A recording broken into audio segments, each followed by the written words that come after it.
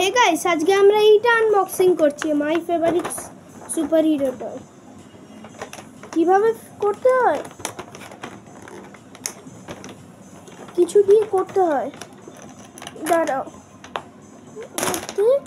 খুলে দিয়েছি, আনবক্সিং করলাম। ক্যাপ্টেন আমেরিকাকে ওঠালাম, এই দেখো আপনার ক্যাপ্টেন আমেরিকা।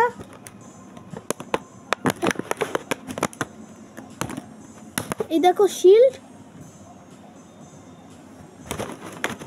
এই দেখো থ্যানোস, আমার থ্যানোস, এই দেখো থ্যানোস, এই দেখো স্পাইডারম্যান, এর হাতে ওয়েব থাকবে, ওয়েব।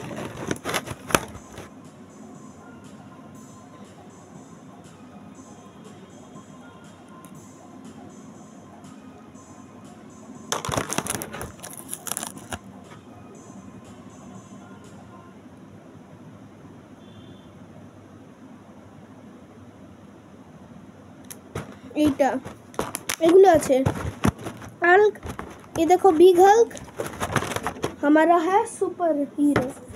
देखो कंप्लीट, बाय बाय।